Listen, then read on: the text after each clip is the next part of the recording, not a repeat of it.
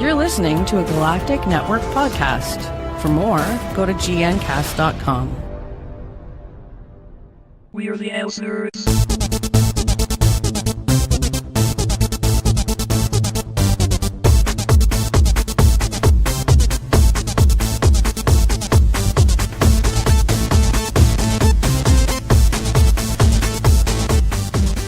Hello and welcome to ElseNerds, a production of Galactic Network. I'm Gregor Sprague, and joining me is my co-host, the inimitable, the one and only Corey Scott. Corey, how you doing, sir? What does inevitable mean? Is that like abominable? Am I going to melt? I feel like I'm melting. Well, you have your fan blowing to get the nice music video hair going on there. It's struggling. It's struggling to blow me, as you do. So, yes, as one does. So, real quick before we get into the show, for all info on this show, including show notes and subscription links, you can go to ElseNerds.com. And for other Galactic Network's programs, go to GNcasts.com. And as a warning on ElseNerds, we tend to shoot our mouths off without thinking, so we will both spoil things and swear liberally. You have been warned. Or you heard our opener, and now you know for yourself. Yes. So, Corey, how was your week? Or your 2 weeks? Because I missed you last week. It's been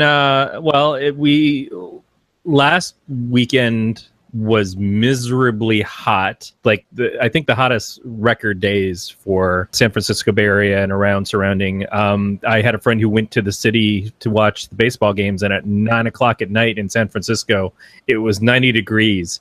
What the fuck? Yeah, it's insane. And this weekend was supposed to be better, and then kind of snuck up on us and hit the 100-degree mark again. So I kind of just hate everybody right now, you know. Nice. But on the other hand, I don't have 115-mile-per-hour winds blowing down my house. Yeah. So there's that. Yeah, definitely. I mean, it's one of those things. Like I always remember, like 2-3 years ago, looking at, like I'd have like San Francisco weather on my phone just to compare, you know, between there and here, and I'm like, you know, it'd be so much cooler over there because where I would still wear shorts because I am that asshole who will wear shorts in like 50-degree weather. Oh yeah, we're from Michigan. We always do that. Yeah, exactly. I'm wearing shorts right now, actually. I wear shorts in a snowstorm, and I wear a trench coat in the summer heat. And it's one of those where I'm like, you know, it'd be perfect. That's like the perfect weather. I wouldn't be sweating balls all the time like I am here. And now it's like, I'm fine here. I'm not sweating balls. Yeah, it's supposed to be more mild for the rest of this week, but again, today was supposed to be in the low 80s, and it actually hit 97 for no good reason. Yeah. No good reason. And then there's sprinkling kind of pretending to come from the sky. So here on this segment of Corey's What's This Bullshit? California doesn't know how to fucking rain to shut itself up from being so fucking hot. Couldn't you almost say that's just like whales just in the ocean just going whoosh, and it's just seawater splashing up on the coast? That's all that is. It's a cow lying its back giving itself a shower. But no, it's great. It's great to see that you are, well, not that you are miserably hot, but that you are here and all that. It's more of a pick your own miserable for me. It's like, what's Corey going to be pissed off about this week? I don't know. Fucking Zack Snyder doing anything? No? All right. I'll adjust. Okay, who had Corey bitching about the weather? They win the pool this week. Weather. Good podcasting. All right. Well, I've been good myself. I mean, I did the show last week solo, well, with non-on-air co-host for that week, Growly Bear, because he was in there because I did it like during the middle of the day or something, and that was fun. And yeah, things have sort of evolved for the other projects that I am doing now or will be doing in the future. So I just want to say you've been doing this show solo for like the last 4 years. This has all been some fucked up Fight Club kind of thing. or like the first two episodes of The Tick, or like the first. That's all I was. Where I'm like, wait, please tell me, do you see this man right here? Well, yeah, and it was great because they started, and we've been watching The Tick, but they start playing the song from Fight Club through kazoos or something, as Arthur's kind of like coming to the realization of like the Tick can't be real. He's not real, so no one else sees him. You don't see this guy? Yeah, I do. Oh, okay. And I'm sitting there and putting him over like, they're doing the Fight Club thing. They're doing the Fight Club thing. She didn't give a shit. The Pixies. Thank you, Evan. I don't know why that wasn't hitting me. Because we didn't have Styx. Get it? Pixie Sticks. Styx is a completely different band. Well, that's Paradise Theater. Yeah. All right. So I'm going to get into the news before we go down any other horrible, horrible jokes. And we're going to start off with a horrible, horrible joke. Sorry. I should probably give you the facts before I give you my opinion.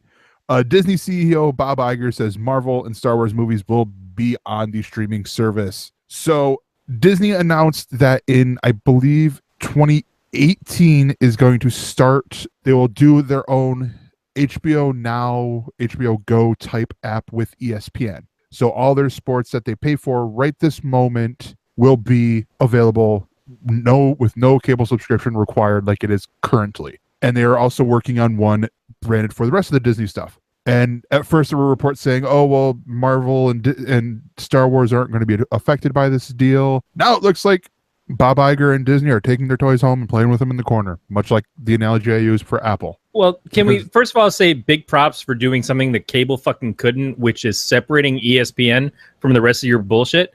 Because if you are a sports fan, I am not, but if you're a sports fan, it makes sense that you then subscribe to ESPN. And the big pull for a lot of people of not being able to be cord cutters is that they need their sports. They need access to this. And it's not all ESPN, because sometimes it's your local channels, your local affiliates are the ones that play those things. And they're always like, well, you can get an antenna. Fuck, like an antenna works anymore.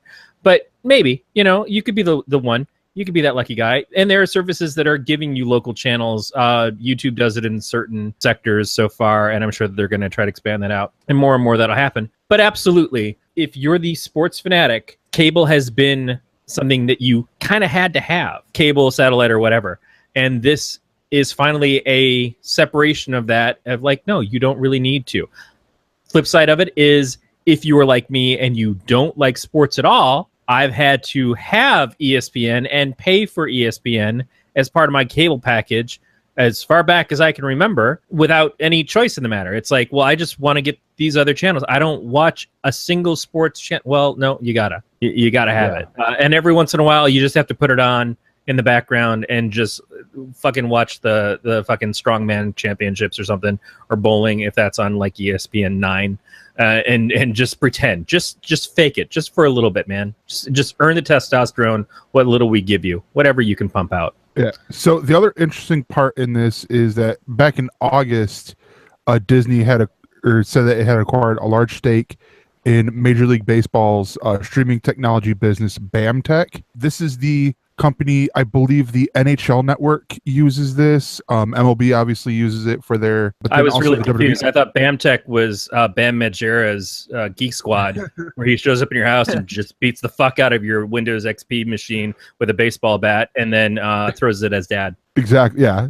I was a little worried about how you were going to go with that, because I know two of the people that were in his crew have passed away and stuff like that. I'm trying to remember which two it was that had passed. I'm like, don't make the joke. I assume both of them were Bam Margera, but whatever. No, it was Don Vito and so his uncle Don Vito, and then Ryan Dunn, I believe, were the two. But no, and then the other side of things, because this with the BAMTech backbone, is the fact that the WWE network uses this for their backbone, for their growing library of stuff here. So my hope is, because they bought a 33% stake for $1 billion. My hope is that this improves it severely, because you better believe for the playoff games or any big sporting event, the BAMTech servers will crash if they get even remotely close to the views that they are expecting to be getting by rolling this out their own in the fall or in the spring of next year. Yeah, maybe. Here's the thing: is we're talking about right now the most successful producer of movie content out there, and Disney's been no slouch for a good number of years. They seem to, I think those guys are going to be okay financially. We're a few years into streaming services. We're a few years into the services that like are the big ones with your Netflix and your Hulu, and then the everybody gets a streaming channel on Roku kind of thing. We've seen the highs and the lows, and we've seen the new upstarts come out and struggle for a little bit and then either make it or not make it. Peace, CISO. I feel like at this point in time, there's kind of a playbook that exists that Disney has already looked at and knows what they're getting into to make this happen. Something like CBS's online service that they're pushing right now. I could see CBS still struggling, even though they're Paramount, they're a bunch of different stuff. Disney, I have just this weird feeling that they're not going to hit those bumps in the same ways, even though they are going to expect a lot of people. I think they're going to be prepared for it. I think they're going to rest on the right servers. They're going to know who to be in business with to make this stuff happen.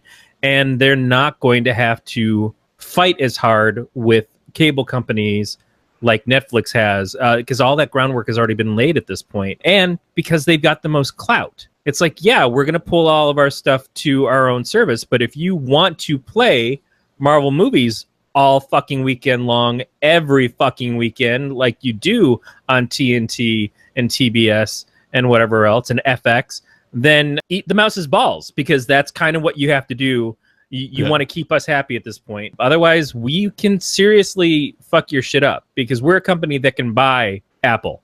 We're a company that can buy Google. And in any case like that, we could easily buy and create our own ISP company, or just, take over an ISP company that's already out there, rebrand it as our own thing, and be your direct competitor and undercut the fuck out of you, because we have our own content that everybody wants. See, you're hitting at the other side of what I'm hitting at. With me, with the whole BAMTech part of it, which I didn't realize until looking in the article. I'm like, oh, hey, they did that. I think I'm on week 4, so I think I've used for the year my wrestling talk. But with the WWE Network, one of the biggest things is, you can watch the pay-per-views for $9 a month. That is why I am still a subscriber, is because, when they were doing 2 pay-per-views a month, I'm basically watching $140 pay-per-views for $10 in 1 month, because they were doing two in a row. You get to a big pay-per-view like WrestleMania, where you've got around the world, millions and billions of people watching it. I can never watch it live.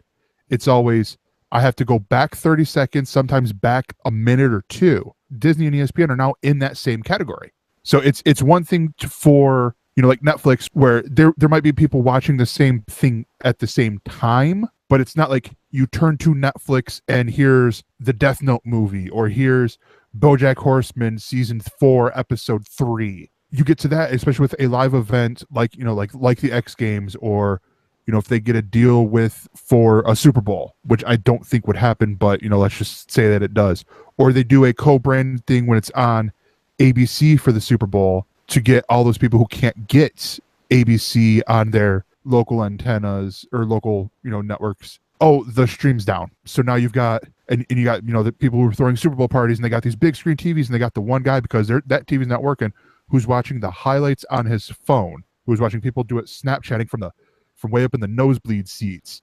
That's going to be a killer part in them either not necessarily ending, but backing off of this whole thing, is that live side of it. I still kind of feel like, with the example of the WWE thing, I don't know how much they really emphasize watching the stuff live on their service when they're still selling the pay-per-views for $50 a pop. Oh, they do all the time.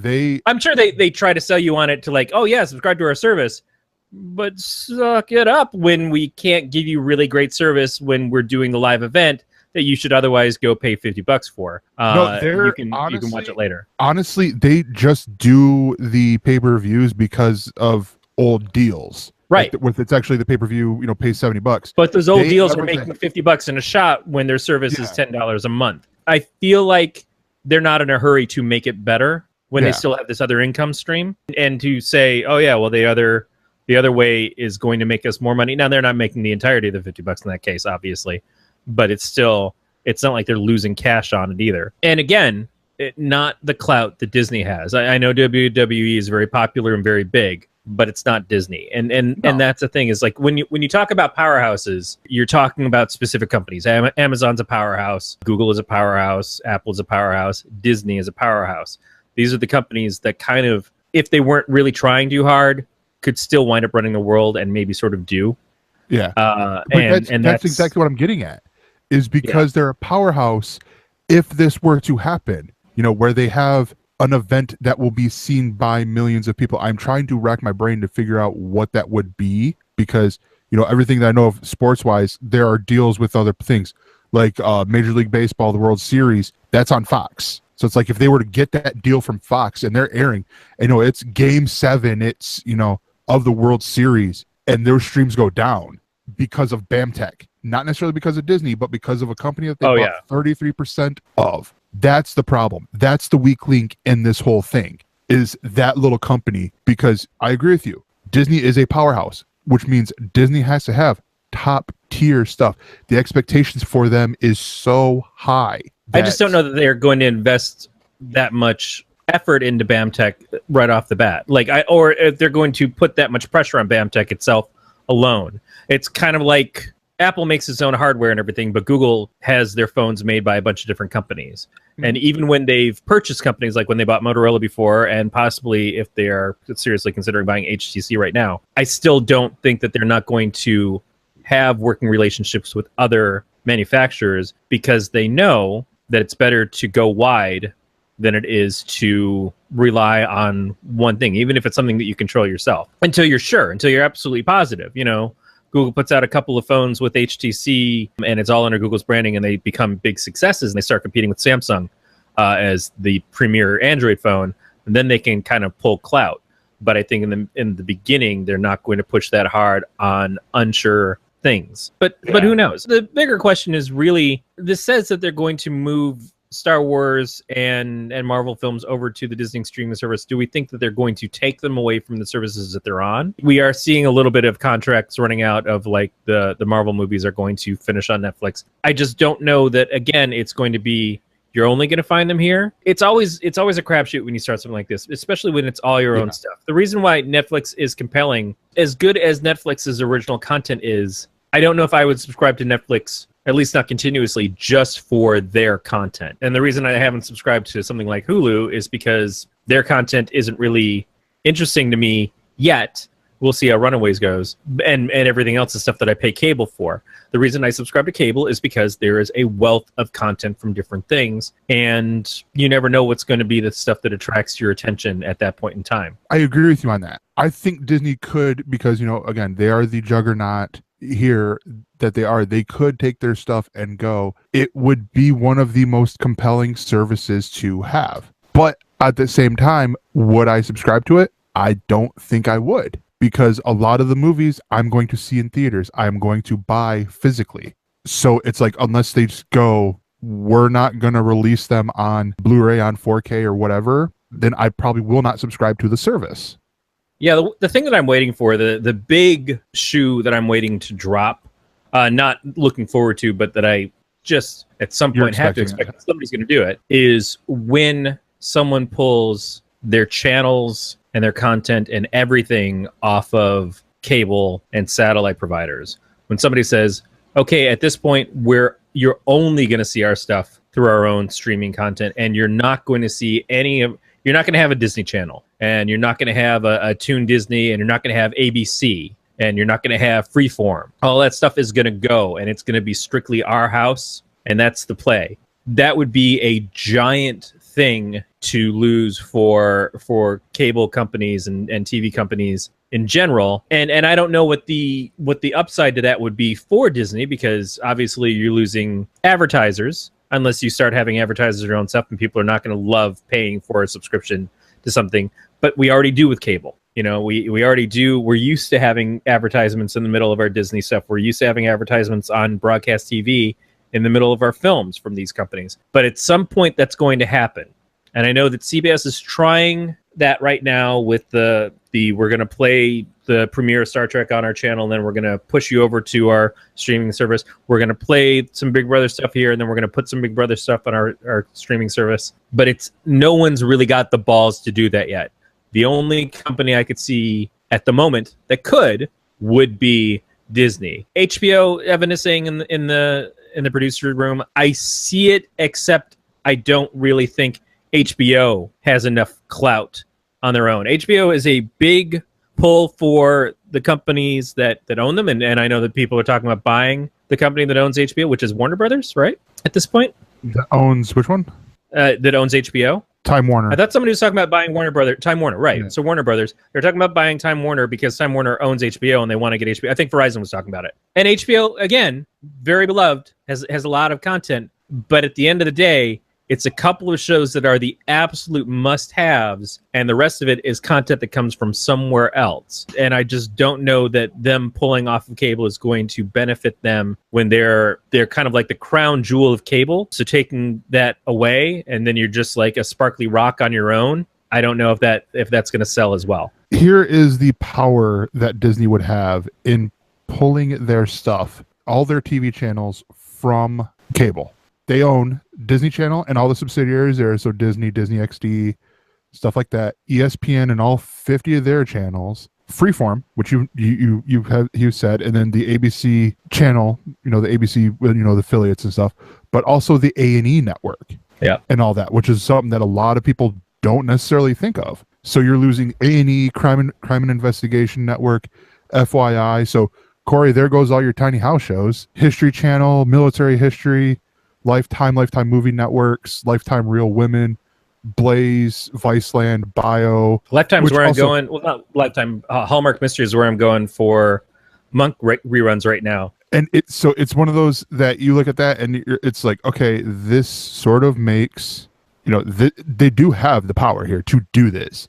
I think if any company were to be the people to start their own show or start their own streaming service and be successful just with their stuff, I think it would be Disney. I do think they would have an uphill battle just because people are used to this. Because Google figured out, but then dropped the ball on, is the other part of it is providing a way for people to get this stuff. The thing that cable and satellite has is that it's not the content, it's the way that the content gets to you. When I have a cable box and that cable coming into my wall, there's a guarantee that I'm going to, for the most part, obviously cable goes out sometimes, satellite has weather problems or whatever, but there's pretty much a guarantee that I'm always going to have access to this content. There's always going to be something on my TV to watch. And, since they've taken over the lion's share of ISP services, that the streaming stuff that I want from Netflix, which I can now watch through my cable box, streaming stuff from Hulu, streaming stuff from this Disney thing or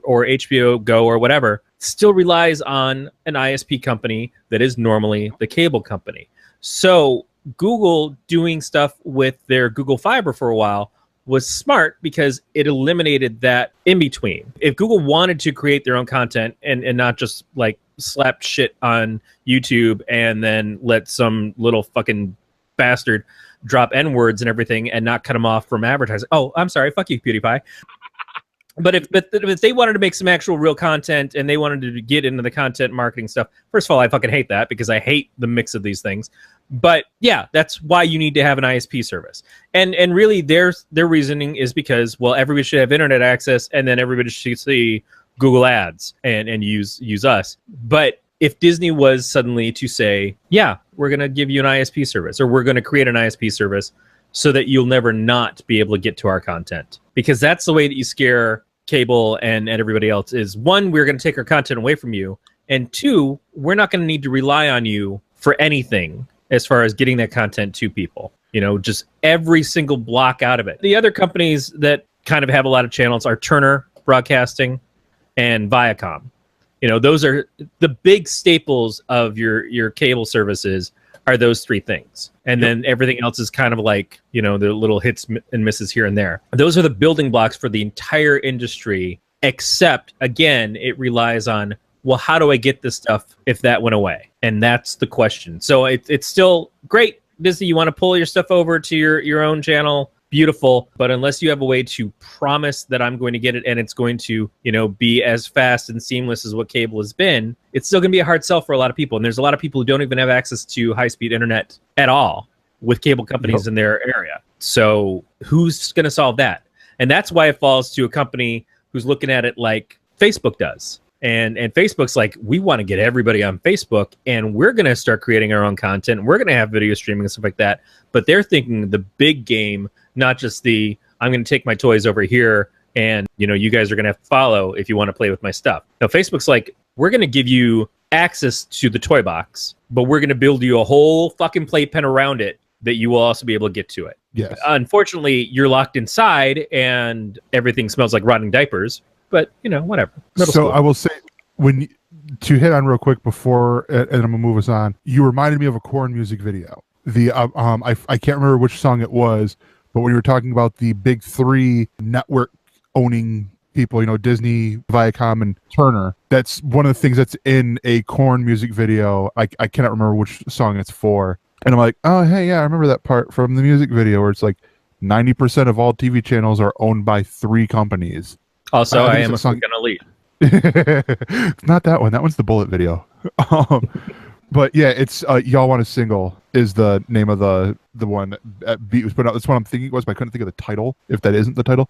But anyways, I'm going to move on because we're going to stay in the House of Mouse, but we're going to go into the Marvel side of things with Agents of S.H.I.E.L.D. And we're getting a familiar face coming back in Season 5, and that is Nick Blood. He will be coming back as former S.H.I.E.L.D. agent Lance Hunter. He was in here, for Season 2, which it seems like it wasn't that long ago, but it was when he came in with Bobby Morse with Mockingbird, played by Adrian Palicki, and then they left in Season 3 to go start the spin-off Most Wanted, which ABC passed on.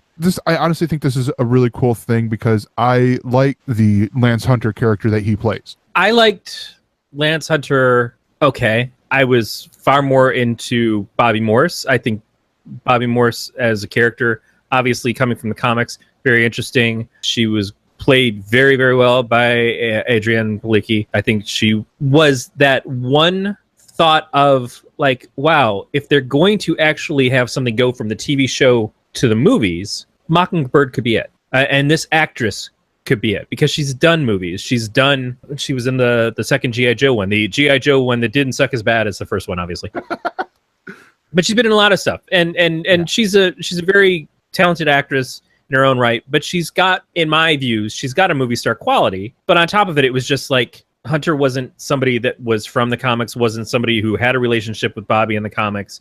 So it was an introduction of a character, and then they utilized this character that they made up to bring in the Bobby Morse character and give the drama that we would normally have between her and Clint Barton, for instance, which is not bad at all. And I don't want to take away from the actor, from Nick Blood, because he was fine. He was absolutely fine. He came in, and it bummed me out because when he came in, we had briefly Lucy Lawless on the show, and I was so excited to have her on the program, and then they immediately get rid of her, and I was just like, well, why are we getting rid of her to get this motherfucker? And on top of that, right around the time that he was introduced, we lost Trip, who was another one of my favorite characters on the show, and we lost him in a really lame way. But speaking of that, last season we got Trip back. We got Ward back after just finally fucking getting rid of Ward and something that looked like Ward and wasn't Ward and fucking Ward all over the place. So I'm not terribly impressed or surprised that the actor could come back, even though he was supposed to be exited from the show in a way that he was not allowed to return, because that's kind of what this does, is it brings in ways of changing that. And it is a show that expectations, like the storylines, can change on a dime. I'm okay with it. I'm perfectly okay with it. I agree with that wholeheartedly. And I will talk more about that in the ElseViews, because I did see Orville, and I'm going to be talking about that. But because when he came in, his TV show that was in England, Babylon, had just aired or was wrapping up when he came in. And so this was one of those where I'm like, where I got, I don't want to say giddy, but I was sitting there going, okay, this guy's really good. Like, if you can at all watch this show over here, you'll see why I'm excited for him and why it's okay that Lucy Lawless, her character got killed off in the show. Plus she then went to Ash versus Evil Dead. And so, I think she's doing okay. She's doing fine, and she's Lucy Lawless. Yeah. It's no loss for her, but it was a show that I was watching, and all of a sudden they brought in this actress that I really, really like, and who did a very good job in the time she was there, as you would expect she would. And I was just kind of bummed out to see her go. There's an Agents of S.H.I.E.L.D. super crew that I have kind of built in my head based off of things that have happened on the show, and unfortunately, most of the super crew isn't the main characters from the show at this point. Yeah. But that was just one that, we got pointed out to us, and I'm figuring, hey, let's talk about it a little bit and give it some news. And we have. The next bit of news is that DC has found its director for Suicide Squad 2. And that will be the guy who directed, most recently, The Accountant for Warner Brothers, and is working on a sequel with Ben Affleck for this, Gavin O'Connor. Yeah, working with Ben Affleck has got to be a real scary thing these days. Because every time Ben Affleck is working on something lately, it's like, that didn't get completed. Oh, Ben, it doesn't. He might not be being that dude anymore. He might not. I was going to write the script. Oh, no, I'm not going to write the script. Oh, I was going to direct. No, I'm not going to direct. No, I'm going to. Fucking Affleck is just back and forth like crazy. Shouldn't they get the director of whoever did the trailers for the original Suicide Squad? Because that was the movie that I wanted to fucking see. Yeah. So basically what you're saying is hire intern at marketing firm A to direct Suicide Squad 2. It's going to be I'm 3 saying minutes long. I was sold a bill of goods and then given a movie that was a fucking bill of bads. Well, yeah, Corey, they're villains. Duh. But no, so this comes after David Ayer, who wrote and directed the original movie, stepped aside to focus on Gotham City Sirens, one of the, 5, I believe, DC spin-off movies built around Harley Quinn. He came in, pitched his version of the movie, and he's also going to write the movie with his scripting partner, Anthony Tambakis. I honestly feel like this is going to be good. I mean, I haven't seen The Accountant. The Accountant looked really good from seeing the trailers. It's just I haven't found it in on the streaming services to go, all right, watch this, sit down, watch it. Oh my gosh, that was amazing. Sort of deal. Yeah, it's been playing on HBO. I haven't sat down to watch it either, but I've heard reasonable things about it. I heard it's almost as good as Geely. Oh, no, I'm kidding. Here's the thing with the Warner Brother announcements, though. I don't believe that any fucking movie is getting made until it's actually out at this point, because they are just announcing so many different things, and they still haven't been able to get a fucking director and script nailed down for The Flash yet, and that's one of the first things that they announced. And we know the actor, and we know people that have been pulled into these films and then aren't showing up now because they just can't get their shit together. And so naming, like you said, 5 different spinoffs for Harley Quinn and a fake Joker movie that's not in continuity, and all this fucking bullshit about Flashpoint and every other fucking Elseworld thing that they're saying they're going to do now. Fuck you, DC. Fuck you up your ass. I don't believe you can make a goddamn movie. At this point in time, you lucked out with Wonder Woman. I'm going to give you some props. I'm going to say that Wonder Woman probably worked in spite of your fuckery, but I don't think for 1 second that you can make an actual play in this goddamn cinematic universe that you've been promising for the last 5 years. You haven't done it yet. You haven't fucking done it yet. Lucky Once is not a fucking success. It is a fucking stab into the dark that it fucking landed on a vital point, but that's it. No one fucking looks at the Justice League who didn't already have their balls in their hands about Justice League before and thinks it's actually improved. We keep hoping. We keep praying you're going to somehow work it out. But I don't fucking believe you, because this bullshit fucking release of let's keep talking about DC. Let's keep talking about DC. Here's a fucking Batgirl movie. Where? Oh, I don't fucking see it. No, believe me, it's coming. It's coming right up. No, fuck you. Fuck your fucking bullshit. Just make a goddamn second good movie. And I know we're going to get to the story in a second, but until I see that even fucking happen, I don't believe it. No, you're on a great point. And this is what I've been saying for a while. They're trying to play catch up to Marvel. Marvel announced, I forget who did it first, but Marvel announced this big slate of movies. And then DC did. I think it was Marvel, then DC, or it could be the other way around. And it's it was one of those. Here's our next 10 years of films. We've got them all planned out, and it's here's Aquaman, and here's Flash, and here's Cyborg. What the fuck, Cyborg? Really? Okay, all right, maybe fucking sell me on Cyborg. No one's selling anybody on Cyborg.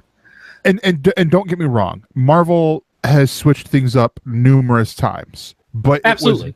It was always for the benefit. It was, this movie that we thought, okay, it would have better, bigger things for, Avengers Infinity War turned out to be really good. So let's give them a sequel, because that makes logical sense. Not, this works, so we're going to do 20 more movies with this group of people like DC is doing.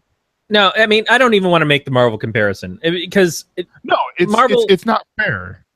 I enjoy Marvel. You enjoy Marvel, but Marvel fucks up too. I mean, you can't look at what Ant-Man is without wishing that we had gotten what Ant-Man was. Yes. You know, and that's I take nothing away from the guy who wanted to make the movie. He did a very good job, and he was very respectful of what was planned and kept a lot of that in. But I know I'm wearing a goddamn Scott Pilgrim like playoff shirt with Batman and Robin on it and all the villains, because Scott Pilgrim was really good.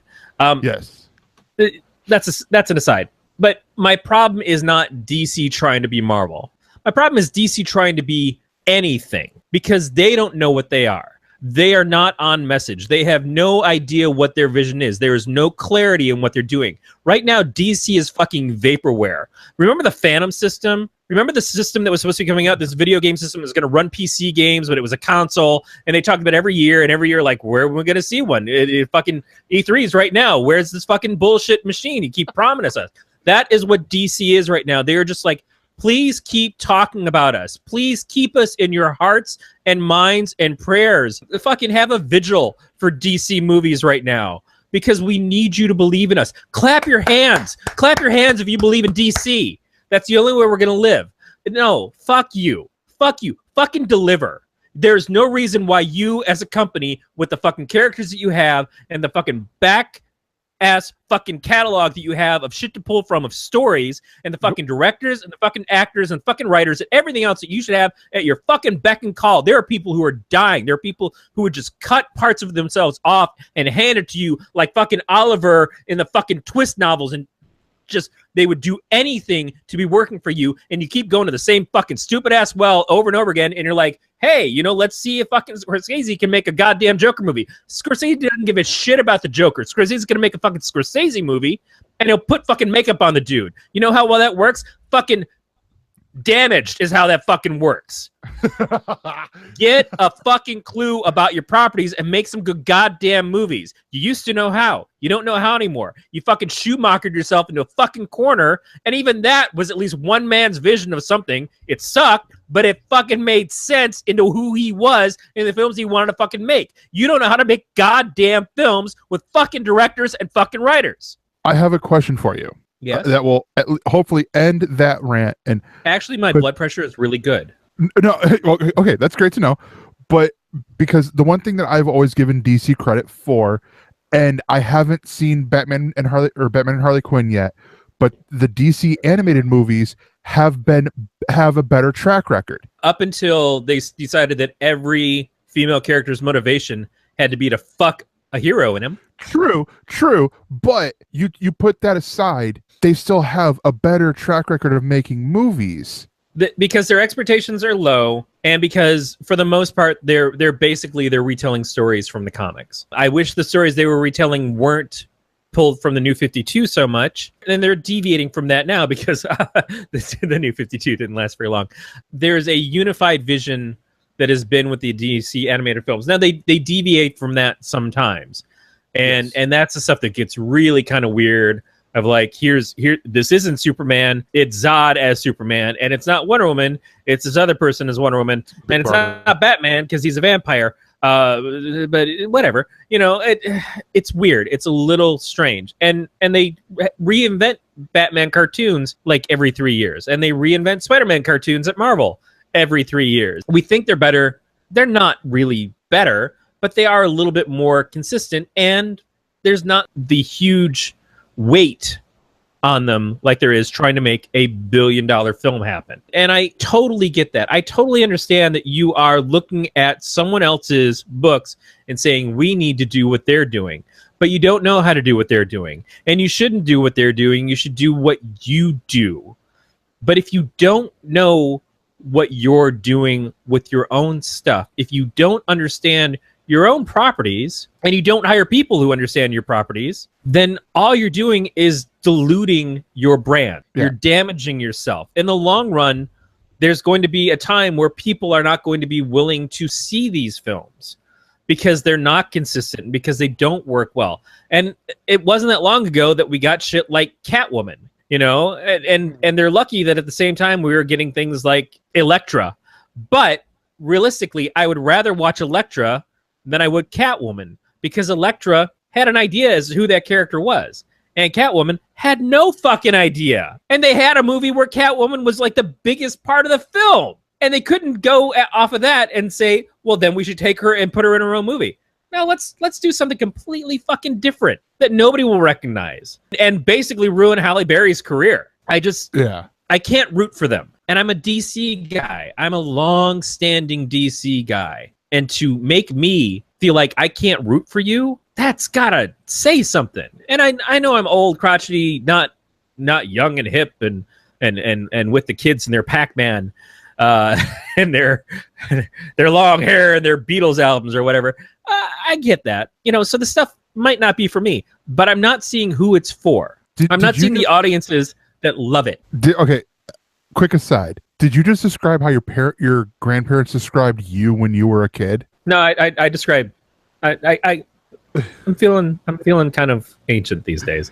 No, I just I know that there are people who like these movies.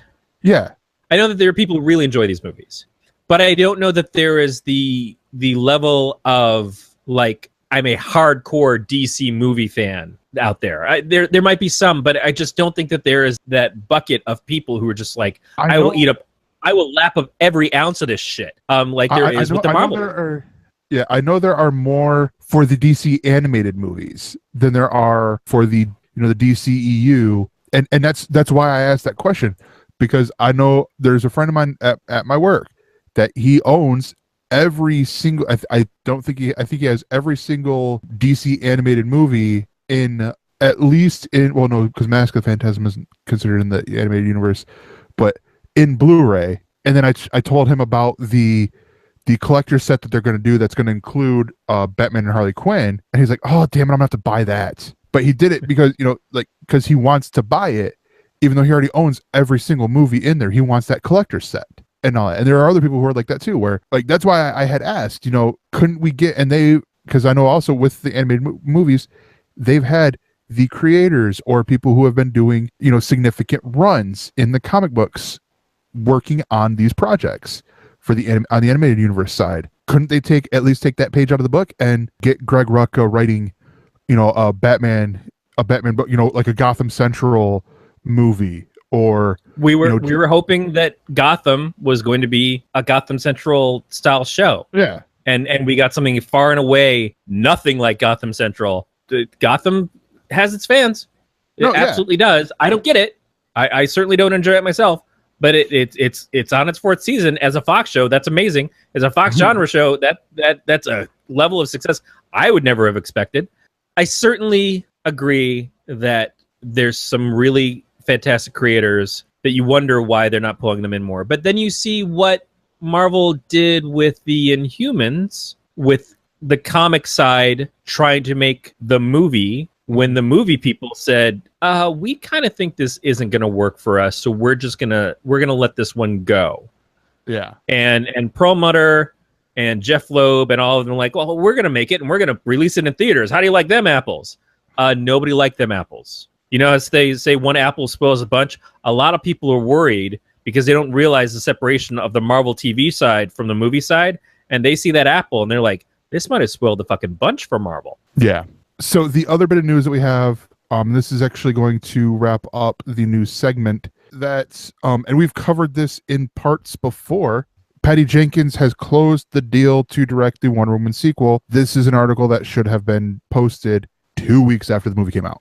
It is a bummer that they took so long. At the same time, how many of the sequels for these movies have had the same director? If we're looking at Iron Man, we get Iron Man 2 had Jon Favreau on both, but then Jon Favreau stepped away for Iron Man 3 because, frankly, a lot of people didn't like Iron Man 2. Joss Whedon did Avengers and then did Avengers 2. A lot of people had a lot of problems with Avengers 2. Captain America, different directors for the first one and then the second one, but the second one had the same directors for the third one. Thor, different directors for all three so far. But DC's the one that's had one director for a lot of their stuff, and a lot of criticism over having that same director come back. So I can understand them being a little prepared to let's wait and really make sure. But with the level of success that Wonder Woman did achieve and has continued to achieve, it seems like they would have at least been prepped of let's at least get her in some sort of deal and have something prepped for her, because she absolutely deserves it. I get with what you're saying, because they announced the week before Man of Steel came out that Zack Snyder had signed on to do a Man of Steel sequel. We all know how that turned out. I'm not going to go down that road. According to them, we still haven't gotten the Man of Steel sequel. That's again that fucking weird vision of like, but this isn't really Man of Steel 2. It's Batman v Superman. It's a totally different movie. The Man of Steel sequel is way down the line. It'll still happen someday, even though we fucking killed the characters recently. And try not to pay attention to that. That we're selling you this fucking bullshit Superman movie that we aren't going to call fucking Superman. But no, we really killed the character, except for the floating dirt. Oh, yes. What the fuck? But no, see, here's the thing that I'm getting at with that. You announced the week before that Zack Snyder, that Man of Steel comes out, that Zack Snyder is doing the next Superman movie. Batman vs Superman would count as that, and that did okay in the box office. But at that point in time, they expected it was going to be better. Yes, you wait. You have a hit. You have a movie that is breaking records, and you wait until the Blu-ray is coming out to announce that you're bringing the director on for the sequel in what everyone is claiming to be a no duh moment. I mean that again, you're hitting it on the head. And now I will give them some credit. It looks like Patty Jenkins had been working, on a script for the sequel with Jeff Johns already. So it's like they knew it. It's just they were trying to work out some fine deals, or some of the fine details of this. And one of the things I want to point out is, while an exact number could not, this is a quote from Variety, while an exact number could not be unveiled, sources say the number is in the $8 million range to write, direct, and produce, making her the highest paid female director of all time. But still criminally underpaid compared to a lot of the male directors. Now, she does not have a huge pedigree of director experience, as I understand it. I haven't checked up on her completely. But she doesn't have a lot of movies that she directed before Wonder Woman. Yeah, I look at it. I look at this in this regards. I'm going to relate this back to WWE because one of the podcasts I watch or I listen to is Edge and Christian's podcast, and they were talking about the Mae Young Classic, the same thing that I was talking about last week on during the One Man Show, and they were talking about all these women wrestlers, and they were comparing them to male wrestlers, and they said that they don't want to do it, but like one of the big ones, and is one that I did myself. She's one of the 4 horsewomen of MMA, Shayna Baszler. They compare her to Brock Lesnar. I also compared her to Brock Lesnar. Why? Because there's no one else to compare her on the women's side. The only person that would have come close is China, and she wasn't a powerhouse wrestler. Like, yeah, she was strong and she was bigger and more muscular than the women who were wrestling at that time, but she wasn't set up like a destroyer like Brock Lesnar is and like Shayna Baszler is. What I'm saying, to tie this back into here, this is Patty Jenkins being compared right now to the male directors. This is what's going to inspire the women, hopefully inspire the young women directors to come out with kick-ass movies that they write, they direct, they produce themselves, to where Hollywood wakes the fuck up and hires them for these movies. I think women have been inspired for a long, long time. I think the problem is that Hollywood still ain't woke. Even after we're seeing Hollywood still ain't woke. It's the same thing as women in government. It's like, that's great. Oh, good. We got a woman senator. We've got a woman in the House of Representatives. Oh, we've got women running for vice president. Oh, we've got women running for president. But it's still a fucking lot of old white fucking men that don't give a shit and just will pat you on your hand and say, there, good job. Now I'm going to go fucking talk to Scorsese about a Joker movie because that's more important to me than your highly successful fucking film that you just directed, Miss Oscar winner from 2003, who then didn't get fucking dick off for work after that. Now, I don't know the reasons why she didn't. Maybe it was her own choice. And maybe the hesitancy on hiring her was that she was figuring out what she was worth. Beatmaster rightly pointed out that she's getting paid from the back end of the film, too. And that's great. But again, it seems like I see those deals happen for men a lot more. And those guys, a lot of them have not had the degree of success on a film like she just did. Still, I mean, she didn't write the first Wonder Woman, but she is co-writing this one.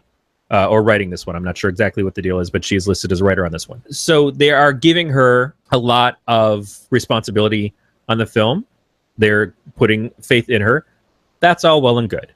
And again, Wonder Woman at this point in time is not representative of the DC film universe as a whole. Wonder Woman at this point in time can still be looked at as a fluke. Now, it may be a fluke just for the context of being in the DC film universe, or it may be a fluke for her too. I don't know. I can't say. It may be that just everybody was right in that moment where we really, really need a Wonder Woman movie to succeed.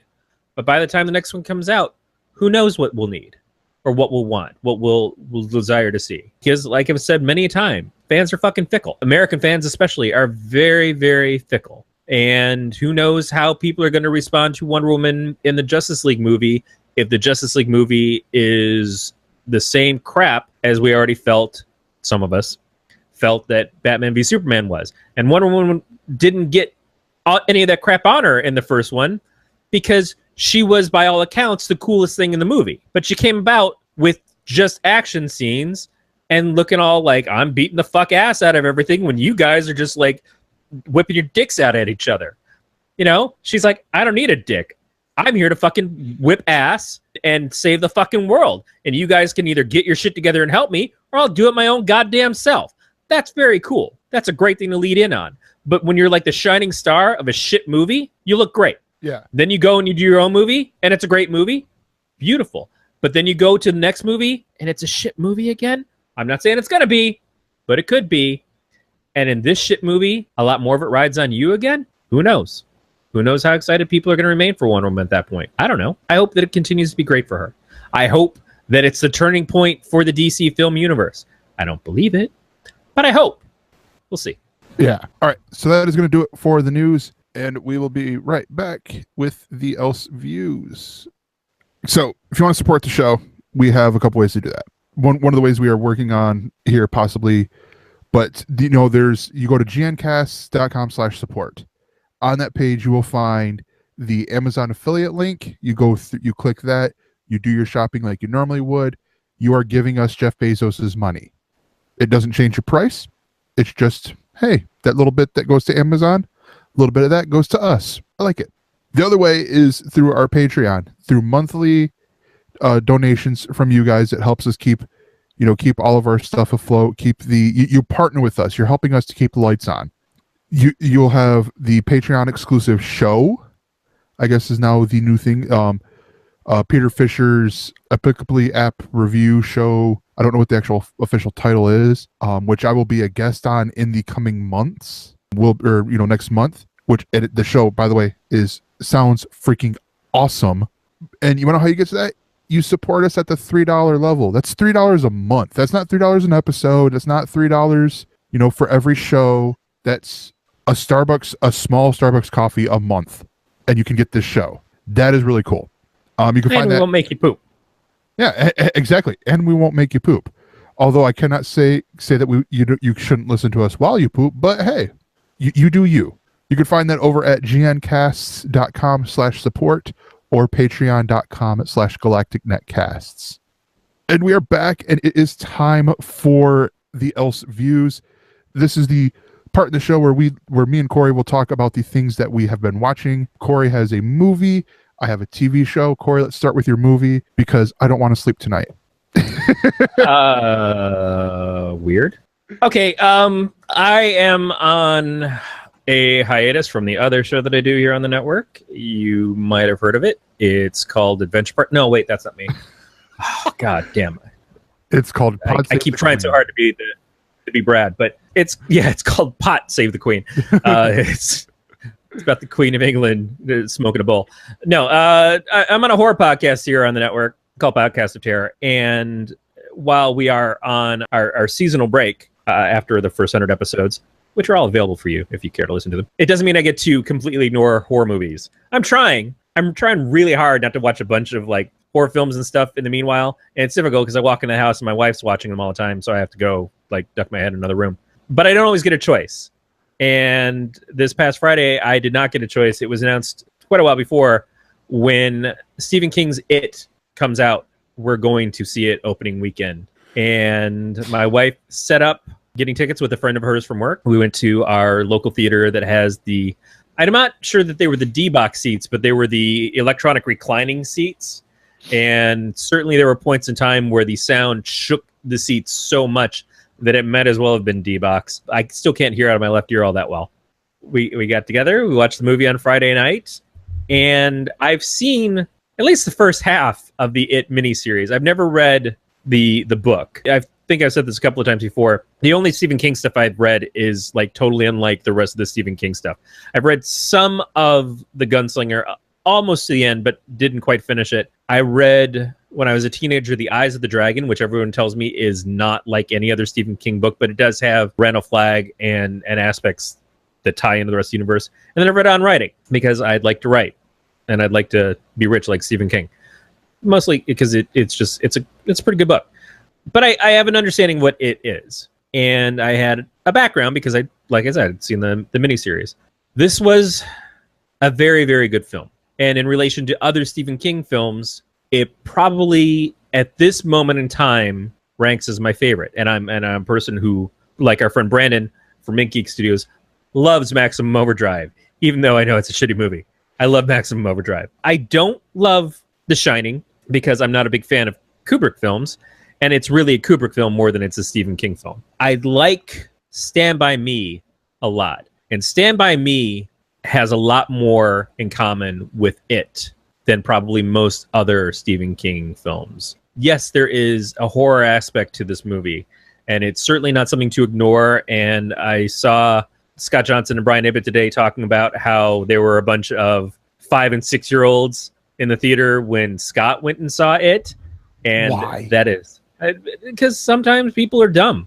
When Aaron and I went on one of our earliest dates, we went to see the South Park movie, and there were a bunch of kids in the South Park movie. I'm like, this is not good. This is not the right thing to bring your kids to. It is also not the right thing to bring your kids to. But let's be clear about it. It is a coming-of-age story. It is about a group of kids, much like The Sandlot. If The Sandlot also included some, incestual molestation and edible 6-year-olds and just random scary clown shit. Did you say edible 6-year-olds or Oh yeah. Well, I don't know how old the kid was, but somewhere around that age. That kid gets eaten. There's a lot of questionable themes that are in the book that don't get explored in the movie, but they're sidestepped in a respecting way to the original novel, but also realistic of it's not the 1970s anymore. That shit's not going to play up on screen. It's not going to work with today's audience, and it shouldn't work with today's audience. But the interaction of the kids and the actors who played the kids was impeccable. It was just fantastic. And I mean, from every point of it, from the writing to the kids acting. Now, a lot of people are making comments about Finn, who's on Stranger Things, and he plays a very different character in this than he does from Stranger Things. Like in this, he's really the comic relief kid.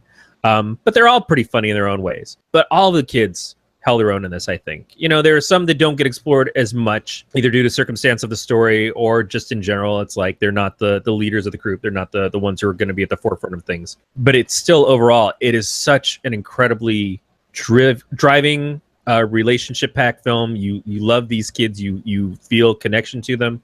As far as being a horror movie, I saw a pretty not impressed review, and I don't know I agreed with it completely, but basically what the person said was that it's not scary. I think I saw a couple of people say that it's not scary.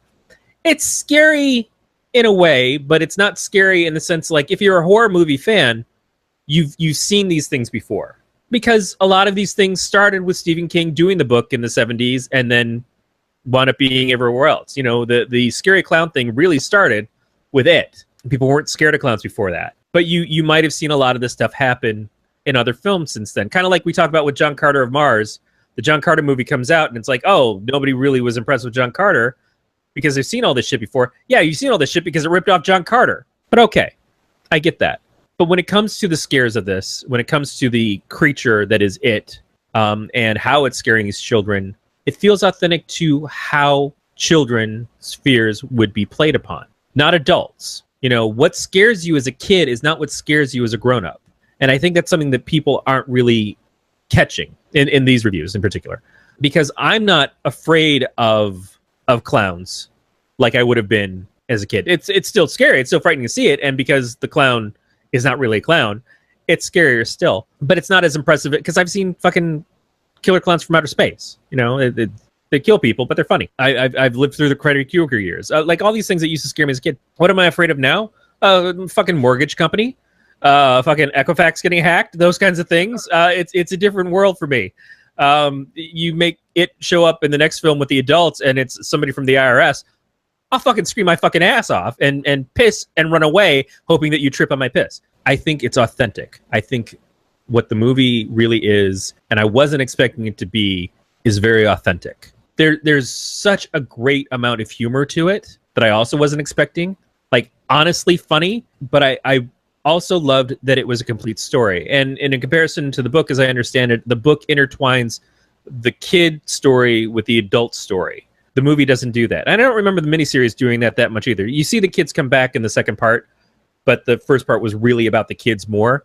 We don't know who's going to play the adults in this. I think that part of this was that they weren't expecting 100% if they were going to get to make the second chapter. So in the movie, you know nothing about the fact that this is a part one until the very end, when they start to do the closing credits. They say, "It, chapter 1." And then people are like, oh, you know, there were people who were definitely surprised by that in the theater when I went. Like, I can certainly see people would expect, after the movie's success this weekend in particular, that there might be a sequel. But I don't know that they knew that it was going to be automatically, there's a second chapter of this already announced in the film, because they might not be familiar with the, like I said, the book or the miniseries from before. This movie stands 100% on its own. It is a complete story. It is a great story. Is it the darkest horror film? No. But it's a really good horror film, especially if you're that age. The only problem is, if you're that age, there are some themes and definitely some language that may not be appropriate. So this is a parents, be aware of what this film is. Maybe watch it first to decide if your kid should watch it, and then watch it with them. But 5 or 6 is way too young, in my opinion. Yeah. Although I would have watched it at 5 or 6 and had piss fucking nightmares for sure. Rubber sheets on the bed. I'm like all about that. So my question for you then is, does it drop more or less F-bombs than you did in the last news story? Or this news story 2 news stories ago where... I gotta say, Finn has a good game. It's a good game. It's a fuck off between the two of us. Like, if we're both dropping F-bombs, it's a fuck off. I don't know who would win, but it would be damn interesting to watch. There's some good volleys going to happen in that fuck off. All right. So my and I haven't seen it, so I couldn't interject anything myself. So, and that's partially because I'm not huge on horror movies, but like, it is one of those movies that I would see, but like I said, I think I said it in pre-show, at home on Netflix with the lights on, you know, in the middle of the day, just so it's like, I'm like, there's no chance that the little kid that still is inside my head will not then take over and be like, all right, I am not taking a shower, or, you know, any of the horror movies. Like, thank God I'm in a 1-story house with no basement, no upstairs, because like half the stuff, like from the commercials, like there's the kid going down the stairs and the little kid's going, come play with me, and then the clown comes up and like, haha, good thing I don't gotta deal with that shit. You have to kind of be able to handle some jump scares, but that's all they are, and knowing that going in prepares you for it. And again, I'm coming at this from a guy who watches and reviews horror movies every week, and did for a couple of years, and am a horror movie person anyways. I can definitely say, if you don't enjoy that kind of movie, then it might be a little tough. But there is so much else in this movie that I think that you would really like, that I think you should push yourself. Yeah. And I think that you will wind up enjoying it a lot more than you'll be freaked out by it. Yeah. Again, like I said, probably won't see it in theaters, because again, especially if I tell my friends, hey, I'm going to see it, and they're like, oh, can we come? I'm like, fuck no, fucker. I know you're going to mess with me. Beat is asking, does it beat Stand By Me? Obviously, I grew up with Stand By Me. I grew up with, I'm kind of named after Corey Feldman in a way, Will Wheaton, and well, darling, will you just stand by me? Well, other than that song, I really like Stand By Me a lot. What it's so familiar to what Stand By Me is, and like I was implying, The Sandlot. Stand By Me was an R-rated movie, and so a bunch of kids would want to see something like Stand By Me, but it wasn't really meant for kids. But then they did The Sandlot, and The Sandlot is like a family-friendly version of Stand By Me with a different backdrop, a different theme, but the kids and the way they all act around each other was very similar. It was similarly done. This is, again, like more of that. I can't remember if Stand By Me was written before it or not, but you can see, especially with Stephen King's writing, he follows the same themes a lot. He does the same things over and over again. There's always somebody in his stories who's a fucking writer. I hope he doesn't shit the bed on the ending in this like he does in everything else. But at this point in time, I enjoyed this more, but it's also new. It's new to me, and I've kind of got Stand By Me played out in my lifetime. I've seen it enough times. It's very good, but this was good in new ways, and that newness may make it feel more exciting at this point. It also helps that it's not a complete sausage fest, although it's close. There is a female lead in this, which Stand By Me does not really have. So it's just, in that case, it's just a boys' movie, which is absolutely fine. This has a strong female character. In some cases, she might be considered the strongest character. I like that as well. The group dynamic is a little more varied than what Stand By Me was, because there were only 4 kids versus there's 7 in the Losers Club, I think. And the stakes are higher. The stakes are definitely higher. Stand By Me feels like it was written for people who weren't going to be able to get through the 1,200-page tome that it was. So here's a short story that kind of like cuts a lot of the meat off of it and just gives you a basic thing. Oh, and sorry, Growly Bear has Stand By Me, aka The Body, which is the novella it was based off of, was from 82. It was released in 86. Was it released in 86? I thought it was earlier than that. That's according to Growly. I'm just like, I looked through the chat and I saw that. I'm like, oh, okay, cool. I will relay those. Yeah, he's right. Okay. And that, I guess, kind of makes sense too, is you write a short story and then you enjoy the short story and you want to expand on it and make an actual book, a novel out of it, and explore those themes further and do something slightly different with it. Yeah. I can see that. All right. My show that I've watched is one that actually Evan was asking if anyone had seen, because he was curious if we were going to talk about it. And I have, and it is the Orville. Now, this is the new Seth MacFarlane live action homage to Star Trek. I've got to say that I enjoyed the Orville. I think the casting is brilliant here with this. There's not really a person who seems to fuck it up in here. Well, with the exceptions of one of the times where they do fuck things up. But the pilot does suffer a little bit of pilotitis, especially with Seth MacFarlane and Adrian Palicki's characters. They play ex-husband and wife. You start the show with Seth walking in on her with this blue alien in their bed who is, I think, blowing her. And I don't know, there's like it's a little bit of a funny moment there where she's like, "Oh, honey," and then he blew, like, apparently he orgasms from his face or something. And so he walks out, and a year later he's becomes the commander of a ship, and she signs on. She requests to be his first mate. And the awkwardness between the two of them, it's really fun, really clever. It only really suffers from the pilotitis at the end when they're wrapping things up, because in the beginning it seems like, or while you're watching all the events happen, from this like almost like a fucked up version of a Star Trek crew. Once they get done with the mission, then it's like, oh well, I said I was only going to be on for this, and then we'll find you a new first mate. Well, here's this guy. He's really good. I think you should. I think he'd be a good fit for you. No, why don't you stay on? Ugh, stupid pilotitis. Did you see this? I watched it last night. I definitely felt that there was an air of pilotitis.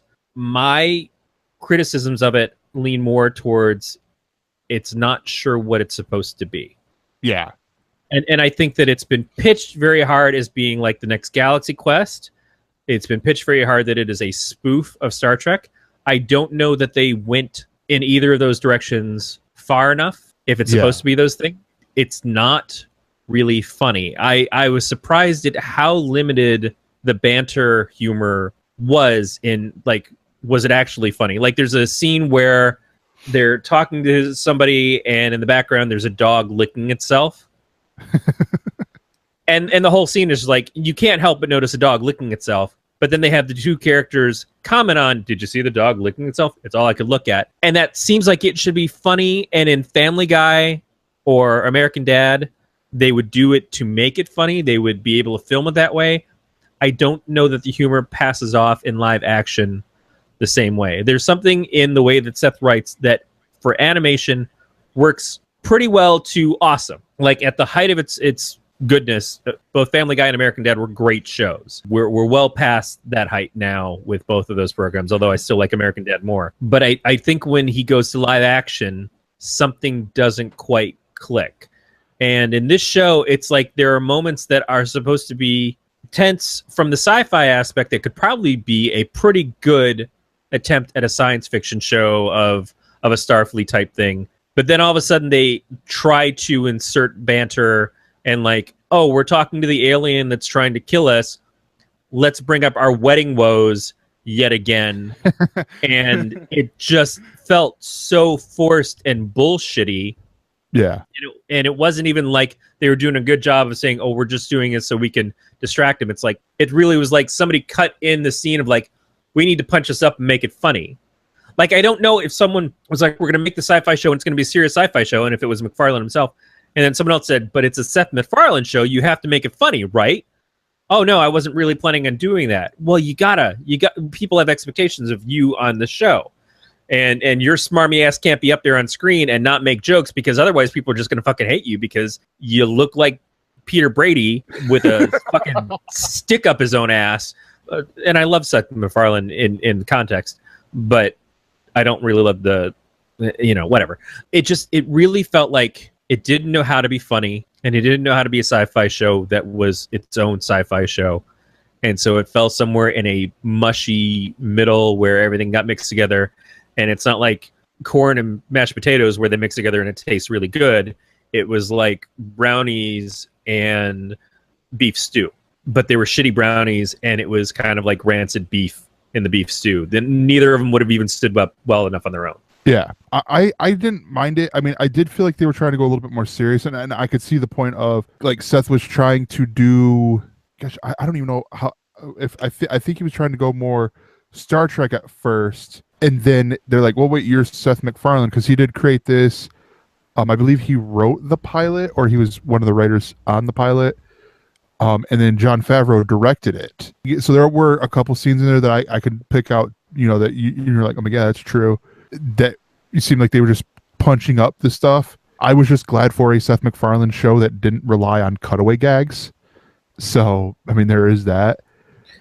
Yeah, but remember he did Dads too, and if that was, I can't remember if that's exactly the name of it, but that was one of his other live action shows that he wasn't actually in, but the humor of that didn't land at all either. And this wasn't quite that bad, but again, that show was going strictly for laughs, and this show goes through like, we're in the middle of a tense situation, here's an uncomfortable joke, back to tense situation, here's a joke just to give up the appearance that we're still funny. Scott Grimes is in this, and Scott Grimes plays Steve Smith, but Scott Grimes also is a very talented actor. You can go back to Critters, which is one of my favorite fucking horror movies, but when he was on ER and everything, he's got a lot of experience, but he's an honestly very funny guy, and the material they gave him was just shit. And then the whole, like, I'm chasing the donkey or whatever the fucking move that he's doing the whole time. It completely deflated the space battle scene that we were supposed to have. It was a stupid fucking joke at the same time. So it did absolutely nothing. And then we're supposed to feel tension when the away ship is supposed to be trying to get back on there. We felt no tension the entire time that they were fighting. It's like, oh, our shields are completely down now. So this entire thing that you're doing of like, we're going to just chase around the fucking bigger ship and just like keep avoiding it, and we're not even firing, has worked out to do nothing. It just really, it wasn't plotted well. to be a good sci-fi show at that point. It really left me with a sense of this is a huge misfire. Now, again, this is the first episode. There is that, but I also think there might be some hidden motives between that, because it's a question that Beat asked earlier. So do you think Seth has enough clout to survive the Fox X? If you look at any sci-fi show that's been on Fox, it doesn't usually last more than a season, maybe 2. And there are some outliers on that, but it's one of these, like, you set it in this mushy middle between the two, between, like this, like a hard sci-fi or a comedy, strictly like comedy set in space. And then you can determine then which way you're going to lean. I think that could be what they're doing here. No, it is a risk because, it's can turn off a lot of people like it has. But well, I just want to say, I think also the problem is that we had Galaxy Quest, and Galaxy Quest was phenomenal. And this show came out at a time when we were kind of anticipating, up until very recently, that we were going to get another Galaxy Quest. And then Alan Rickman passed away suddenly. And so it put a pall over that entire thing. And then there was still rumors that Galaxy Quest might come in as a TV program, either like a Next Generation thing or something else. And then we started seeing advertisements for the Orville, and I thought, well, at least this is going to be the replacement for Galaxy Quest. And in some way, this is going to give us what the promise of Galaxy Quest was. And Galaxy Quest was really, really good. And this needed to land at least closer to that level. But at the same thing, I don't know if, and Beat and Growly will have to do a little bit of research, I don't think Galaxy Quest was a big box office hit. I think it was definitely more of a cult hit movie. That's Star Trek. Well, yeah, okay, I know.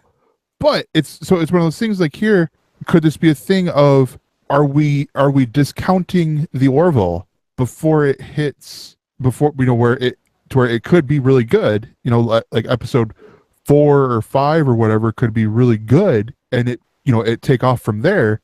We just have to get through these, first little proof of concepts things, but everyone's like, oh no, I'm done with that. I'm gonna go back to Walking Dead or, whatever TV show that's been on for 8 years and they know is safe, sort of thing. Beat is saying Galaxy Quest made $71 million. I'm seeing that it made $90.7 million. Now that may be a difference between domestic versus worldwide. So $91 million approximately worldwide in 1999. Now how that stacks up to other films of that year, I'm not sure. And what was their? Do you know what their budget was? Because that would be a big part. Like if their budget was 50 mil, then it's a success or something like that. Yeah, I'm not really sure. 45. Beat saying 45. So yeah. Okay. It was a success in theaters, nationwide. Because where it almost made double its money, back. But I don't know. Maybe it's just because I'm an optimist. When it comes to TV, I'm willing to sit through stuff until I'm just like, I'm done with it. Some of the shows are really, really quick for that to happen. Gotham, I think it was 4 episodes, like 4 or 5 episodes, and I was like, I'm out. This isn't for me. This isn't what you promised me when you did all the advertising. So bye. I enjoyed the show. I would give it a second episode. Yeah, I'm watch it again. I'll go further. I'm probably going to give it 5, maybe 6 episodes because there was enough stuff there. And in all honesty, if this replaces Family Guy and it won't replace Simpsons, but if it'll do something with that Sunday animation domination, whatever the fuck they're going to call that time slot, I'm more than happy. I'll tell you right now, I would much rather see the Orville than any new Family Guy episodes. It's kind of, I'm not loving Family Guy and have him for the last couple of years, but it's still, every once in a while it can still pull off a funny episode, and it's a bit more comforting. It's a comfort thing. I'm familiar with it, and so it's easy to get into it. Plus the fact that it's animated, they can do more ridiculous things. I do want to say the quality of this show, like the alien design and the costumes and everything, looks really good. And that's kind of the bummer, is that you can see that there is a lot put into this, but one, it feels too long in an hour. It just seems like an hour is not necessary, because we get repeated things like the interaction between Scott Grimes as Gordon and Adrian Palicki as Kelly. The whole scene of them out in the hallway, and he's like, "Oh yeah, I was just telling the gang about you," and saying all these nice things about you. That whole scene just seemed so unnecessary. Didn't add anything to either the plot or it just kind of restated stuff. It was like when they had the addition of Jabba the Hutt in the recut version of Star Wars of A New Hope, and it's like, hey, I'm going to tell you all the stuff that was just said in the last fucking scene over again, except now you get to see Jabba the Hutt walking around. In this case, Jabba the Hutt was Scott Grimes. It just it felt so tacked on, and like because we have to hit our hour, and there was a little bit too much of that. So I wish it was shorter, and I don't know. I hope that it finds its voice because there are some very good people on it, and there's something there that I think could be built on. I just hope that they've got the right people behind the scenes to hone in on that. Yeah, I will also point out that from seeing the trailers and when it first came out, I was completely like, oh, poo on it, and the pilot won me over. So it in all honesty probably did its job. Yeah, my expectations were probably higher than yours going in, and so I had to lower them, and your expectations were low going in, and it heightened them. Yeah, because I've been, oh gosh, how many seasons is Family Guy on? No, I don't know. Like 12 or something. Like I think I've been around the same time as The Simpsons, where it's like since we've been doing this this podcast stuff together, where I've been like just nope, not a fan of American Dad. Like Cleveland Show was the last one that I really liked and was sad to see that go. And it's one of those like now it's just like I'm sort of done. 16, we're going under the 16th season of Family Guy because remember it had that lengthy break. I'd probably honestly have about 9, maybe 10 years, 10 seasons or so. It seems like it's been a long time since I've really sat down and watched week after week Family Guy. Like that's usually the show. Like I'm like, all right, American Dad's on next. All right, what's on Disney Channel that I can watch for a half hour? All right, I'm gonna watch that. All right, that show's over. Okay, turn back. It's time for American Dad, or not American Dad. Bob's Burgers. Yeah, Bob's Burgers kind of crushes all of them. That is going to do it for the ElseViews, and we will be right back. Hi. Hello. Making a promo is hard. Hey, this is Brad Ludwig from the Adventure Party podcast. Every Sunday we talk about board games, card games, role-playing games, reindeer games. Co-host, friend, game designer, and gaming store manager Glenn Bittner reviews a game each week and recommends something to add to your library or game closet setup thing. Our Kickstarter spotlight shines on a game you should back with your hard-earned cash. We've picked successfully backed projects about 95% of the time. I really thought that airport board game from Russia was gonna fly. I shot that percentage right in the... We also chat with people who work in the game industry, or we pick an important topic that deals with some aspect of gaming. We welcome you to the Adventure Party. And we are back, and it is time for the ElseWords. This is our big discussion topic part of the show, and this is all about the Amazon. We're going to talk about the rainforest, folks. We're going to talk about Wonder Woman again? Oh, sorry.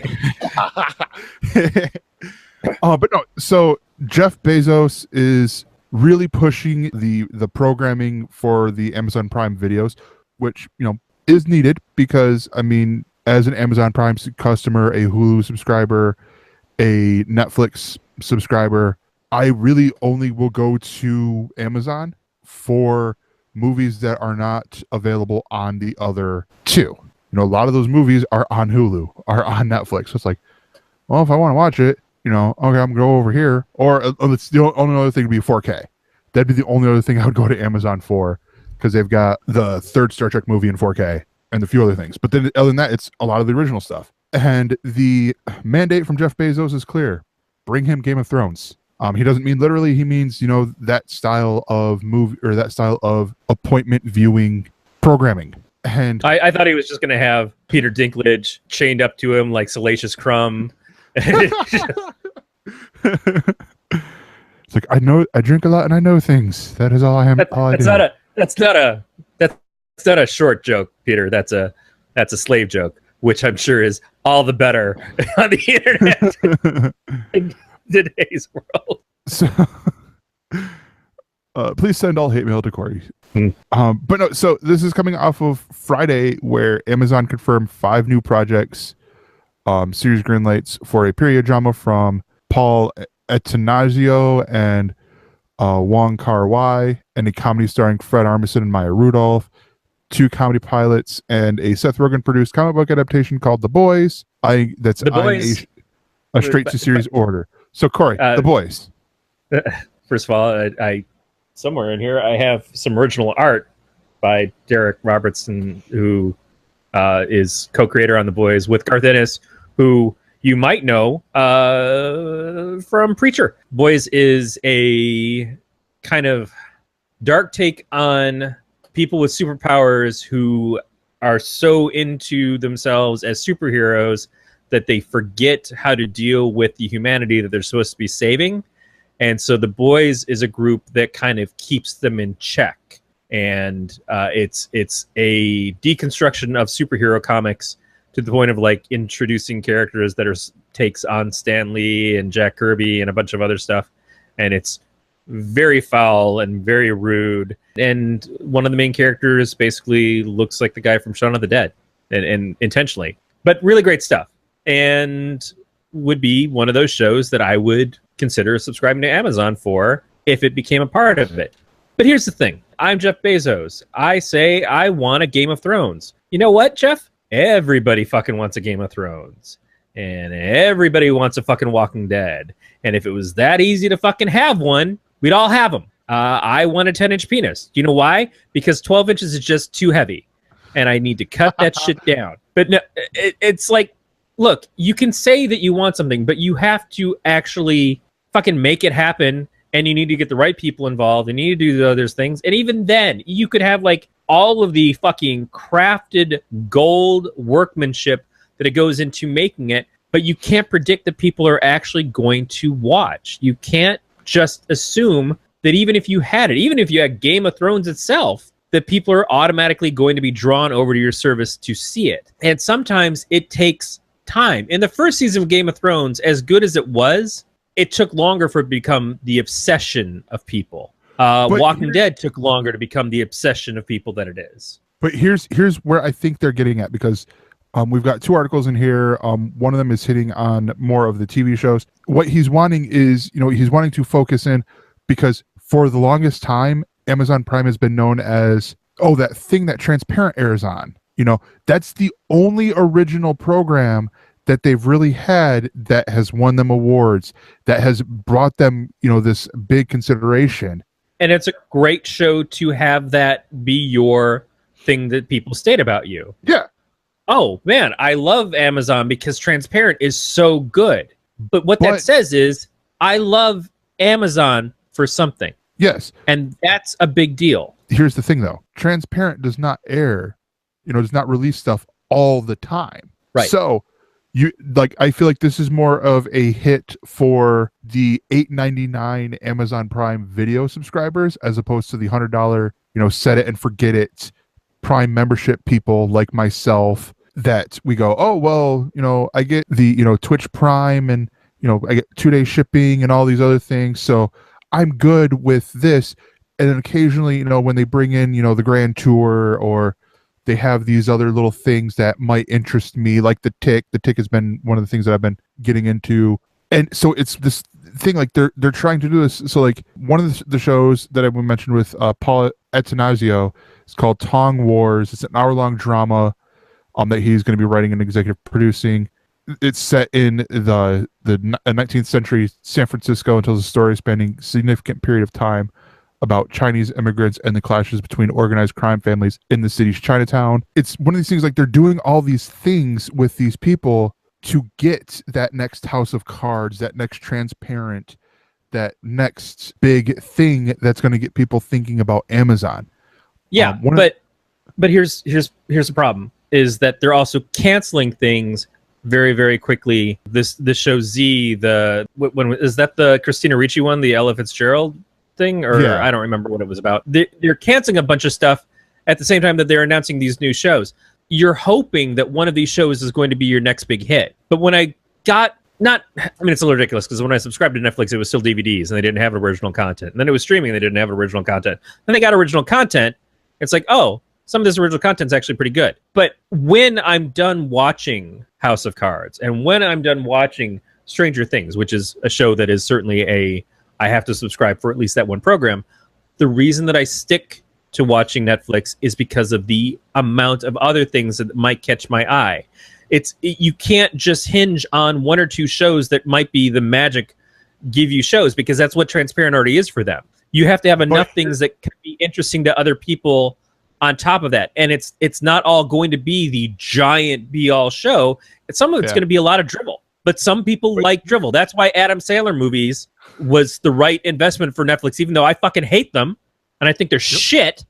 And I kind of think, well, aim a little fucking higher next time. Or the Richie Rich show. Or mysteriously, One Day at a Time, which I hear is actually really good, but nobody would have thought fucking One Day at a Time is going to be the show that's going to be a takeoff for them. And it's not really. It's not like a ton of people are watching it. But it is for the people who do enjoy it, the next thing that they click over to. Fuller House, the next thing I click over to.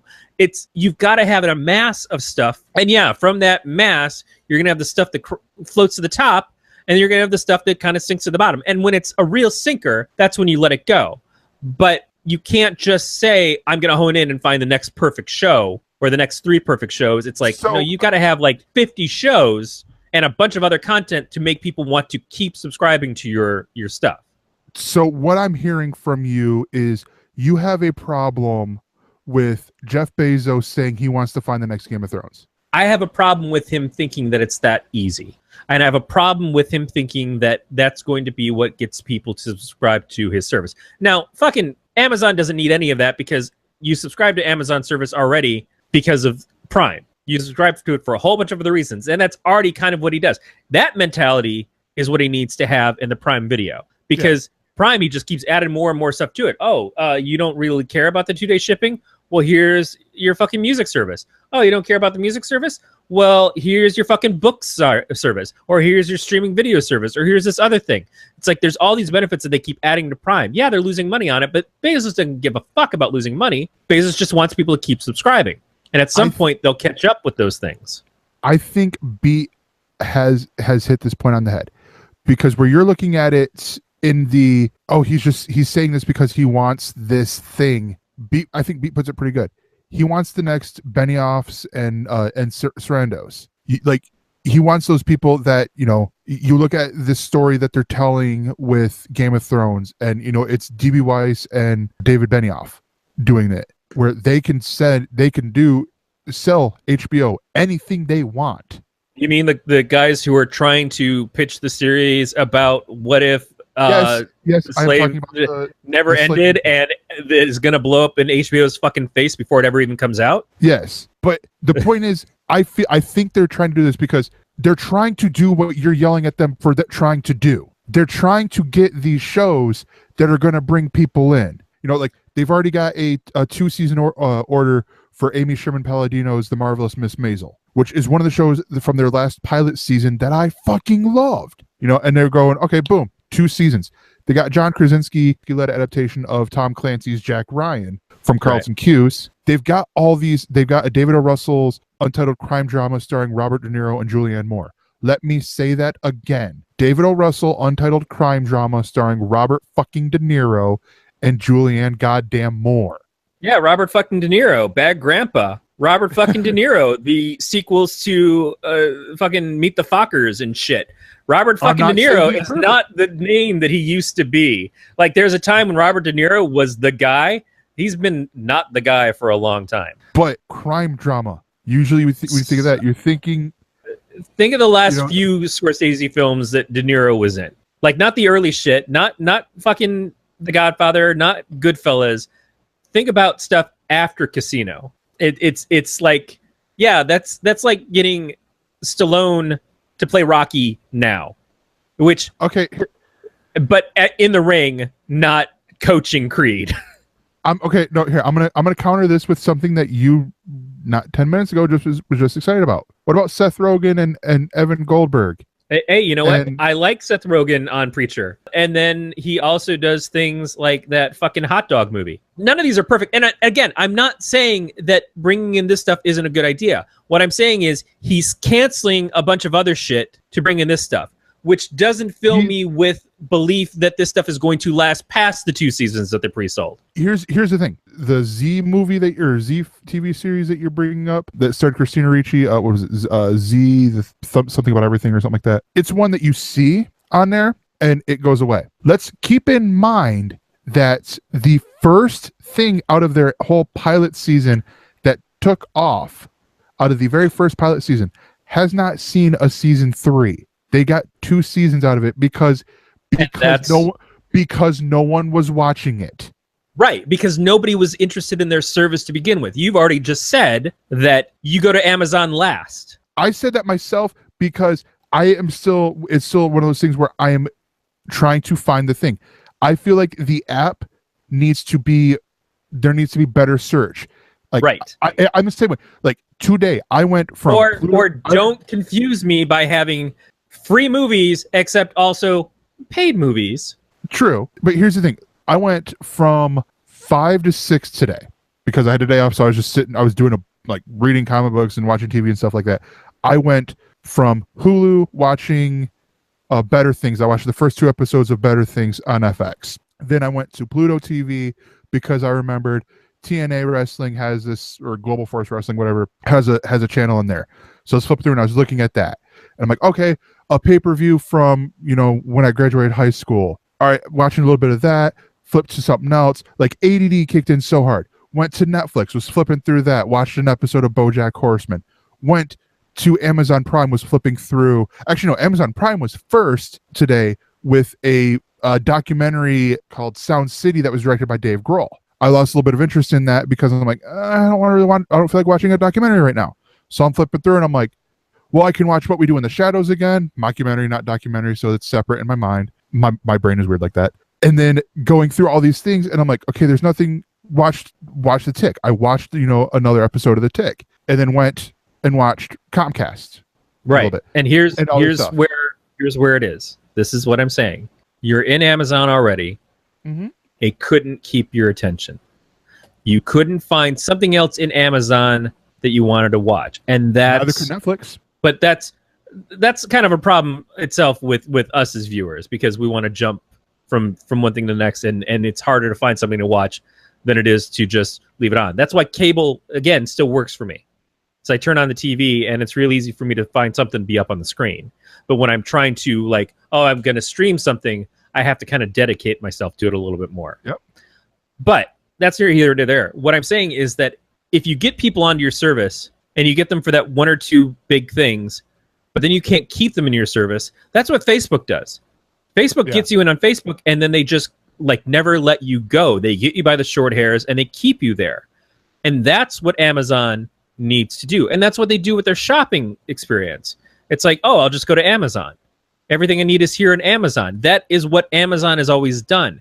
So to not apply that to their video service is where I see the issue. And starting shows and stopping shows doesn't give you faith that the shows that you want to watch the next time are going to be there. That's the Fox effect. That's the, I don't want to watch another fucking sci-fi show on Fox because Fox fucks up sci-fi shows. So screw them. I'm never going to watch their fucking bullshit again after they did stuff with Almost Human to me. It's the same issue. If you can't dedicate yourself to something and actually nurture it, it means you didn't really believe in it in the first place, or you make bad decisions.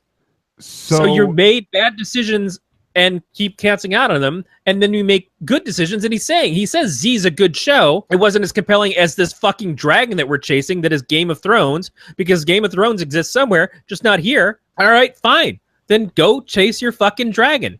But I am going to look elsewhere to companies that actually put faith in these programs for the longer haul. And yes, I understand.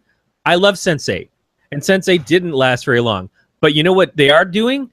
Is they're giving it a fucking movie to finish it off at least. That's a little more faith than what Fox does, and that's a little more faith than what it seems Amazon is doing. Is that more faith, or is that the fact that when they announced that they were canceling Sense8 after the second season, that fans raged? No, I mean that's faith from the fans towards them, because they are giving us that. Okay, yeah, I have more Netflix faith in Netflix at this point. They didn't have to, but they did it. And that's a difference. You know, it's if I am looking to have a series and I want to get to a series ending point, as opposed to having it leave me fucking high and dry and blue-balled, you know, and I'm dealing with fucking terriers. It showed that I knew going in was never going to get a second season. I watched it years later, and yet I still loved the show, and I wish it would have finished. You know, I don't have the fucking 30 years to wait for it to come back Twin Peaks style. I don't have the fucking time to just keep investing in shows that the people who make them don't give a fuck about anymore. It's a problem. Like, I would like to watch Pushing Daisies, but it's going to be really unsatisfying when I get to the end of the second season of Pushing Daisies, knowing again that it ended prematurely and is never going to come back. The fact that Hannibal might come back is a very compelling thing for what was otherwise a great show, but it's still upsetting when you get to the end and you don't get a satisfying ending. So Netflix saying, hey, we hear you, we're going to give you a satisfying ending because it's going to keep you watching our programming overall. You're going to be here to see the end of Sense8, and then here's all this other stuff that we also have. But when you're the new person who's never seen Sense8 before, when you like, what's Sense8? I've never heard of this. And you sit through the 2 seasons of the movie, at least at the end, you get something that's done. That's a big deal. That's why they invest in 5 seasons at a show at a time. That's why they decide to continue things like The Killing, so that The Killing actually gets to have a satisfying ending. Because people are already watching The Killing on their fucking service, but it's like, well, I get to the end of season 2 on The Killing, and then it goes away. I get to the end of season 3 of Longmire, and then it goes away. No, we're going to give you the endings to those things so that it will feel like, hey, I want to go and rewatch the entire series of Longmire again. And when I'm done, I get a satisfying conclusion as opposed to feeling pissed off because it never finished. That's a different viewpoint that I think Netflix does well, and I think Amazon could learn from. Okay, yeah. That's all true. I'm saying. No, true. But I think there's a slight problem with this that you have with getting at Jeff Bezos for canceling Z, whatever the subtitle of the movie or that TV show was. But I have no fucking idea what Z is even about, so my interest in it couldn't be lower. It's like from reading, and this is from reading the article, because this is one of those things that I've seen, you know, like going through, I'm like, I could check it out, but I don't want to. But it's about Zelda Fitzgerald, F. Scott Fitzgerald's wife, right, in the 1920s and all that stuff. Totally not a show that I would be interested in. Yeah, but it's the example. Yeah, exactly. I look at other shows that are coming out that I'm like, okay, these are shows that I could get behind. You know, the half-hour untitled single-camera comedy from Universal Television starring Fred Armisen and Maya Rudolph that is also executive produced. They're also executive producing and writing alongside creators. Alan Yang did a show over at Netflix you might have heard of called Master of None, and Matt Hubbard. Oh, I still haven't seen Master of None, so I have no way of referencing whether or not I'd enjoy it. That right there tells me, okay, yes, that's great. That's a great program. You got Upload, a single camera half-hour comedy set in the future and hailing from Office creator Greg Daniels. It's received a pilot. There's Making Friends, another half-hour series comedy from How I Met Your Mother creators Carter Bays and Craig Thomas. Also, Making Friends will be Amazon's first multi-camera comedy. So this is Amazon striking out into all these areas that you're wanting. So they're hitting one. No, again, shows that will get people in. These are shows that would get people in. Maybe you have to understand. Shows that you and I might be interested in does not necessarily mean that people will automatically go rushing over to Amazon to watch. I am not saying me and you. I am not taking our. And I don't know that anybody else is either. The three shows that I've named, that have people from doing other things. The Office, little show that people have heard of, that I only have friends who watch it nonstop, and they quote it. I'm like, I'm a nerd, and I'm looking at you guys like you guys are fucking nerds for quoting the obscurest of Office episodes. Carter Bays and Craig Thomas, where yes, we have our hang-ups on How I Met Your Mother. A lot of people loved How I Met Your Mother. So you say, yeah, you know what Netflix has? Netflix has a show that not only is from people who did it, but stars now 3. Well, they fucking put Fez in there. 3 of the people from that 70s show. You know, and it's not a show that anybody is jumping up and down to go over to Netflix for. They're already in Netflix, so maybe they'll check it out because there's a bunch of people from that 70s show in it. Is Wilmer Valderrama in The Ranch? Yeah, he's in the 2nd season apparently. Oh, okay. I was flipping through Netflix the other day, and all of a sudden I see Buzz's fucking face up there. I'm like, what the? Why do we still hire this guy? He's killed more shows than Leah Remini has at this point. But whatever. It has to be enough to, one, get people's attention, but two, keep them. And that's all I'm saying is you can bring in a bunch of talent and create a bunch of shows, but you have to keep people there.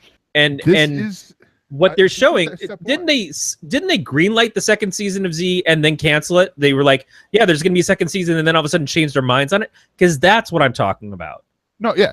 And I get that.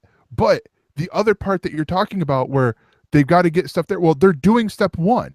They have step one was 4 years ago when they started making shows like Alpha House and Betas and all that stuff. That was step one. Where are all those shows now? Now, okay.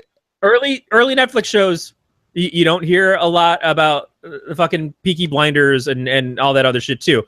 I know. I absolutely understand. Peaky Blinder was later. Well, I don't remember what was earlier than that as far as their original content. Yeah, no. As far as I know, I think I don't know for sure, but I get what you're saying. I get what you're saying. But what I'm saying is, out of your two-pronged approach that you're saying, content that will bring people in, and then content to keep people there. They've got a little bit of that second step. That is the only place. Amazon is the only place you can find Mr. Robot. That is the only place you can find somewhere else. It's not the only place you can find Mr. Robot when Mr. Robot is still playing on USA. No. But what I mean, binge it. Can you binge? Thank you, Evan. Lilyhammer. Lilyhammer. That was an early one. There. That's the one. But that one I think was more because that's a co-production. That gets a little bit confusing because that's a co-production with a Norwegian television station.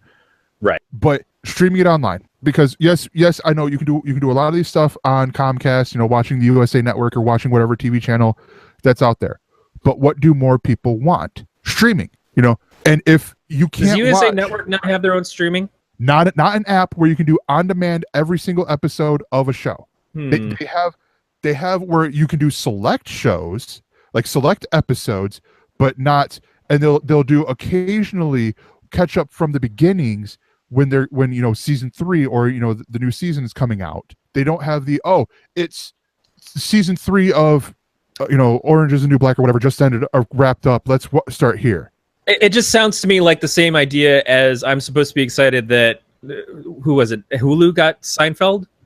Yeah, Hulu or no? What you mean, Jerry Seinfeld or the show Seinfeld? The show Seinfeld. Hulu. Exclusive to Hulu, right? And how am I supposed to give a fuck? I already don't like Seinfeld, but how am I supposed to give a fuck that they got Seinfeld or that Netflix has Friends if they're on all the fucking time?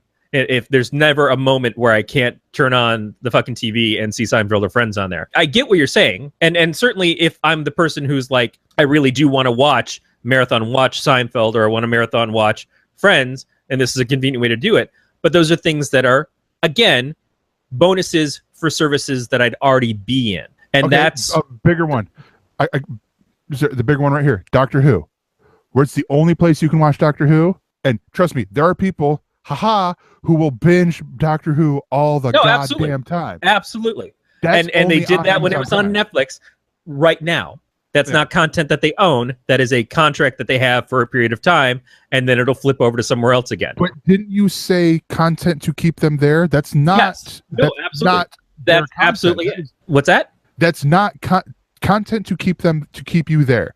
That is not necessarily their own content. Right. That is but in relation to that, and that is what I'm saying. You're absolutely right. When I'm at Netflix, it's not about just the Netflix shows. It's about all the other stuff, and those things come and go as contracts wane and ebb and everything. But in the relationship of creating your own content, which Netflix is wholeheartedly invested in right now, they're trying to create more of their own content to keep people there, to make it constantly like you can't get these shows somewhere else. They know that not all of them have to play at a level of a House of Cards or a Stranger Things, because not everybody wants that type of experience. Sometimes we want stuff that is just to relax to. Sometimes we want stuff we don't have to think too hard about. Sometimes we want stuff that is stimulating in other ways. And that's part of it. The other part of it is, do I trust them that if I get hooked onto a show, that I'm going to get a good experience the entire way through for that show? Meaning, does it have a beginning, middle, and end? Does it have more than just 6 episodes and then goes away. Unless it's like a miniseries, and I can accept a miniseries is what it is. But I think that Netflix is better about taking something and giving it the time to grow. And yes, in the case of Sense8, for instance, they realized that it wasn't going to be something that they were going to be able to continue with because the quality they felt was never going to reach what they wanted it to. But they still give it a satisfying ending. Hopefully. I mean, we'll see. I look at this and it comes to me like Bezos is in more of a panic than coming from a point of strength. Now, if that panic gets him great shows that do get people more interested in going to the Amazon Prime subscription service, fantastic. But it sounds very desperate when you say, bring me Game of Thrones. That is such a fucking boardroom, non-creative thing to scream out. And I'm not saying that's how he did it. And it's a great headline, but it just sounds like that person over there is making widgets. We need to make widgets too. Well, people are already buying widgets from them. Well, bring me something just as good as a widget that people also need.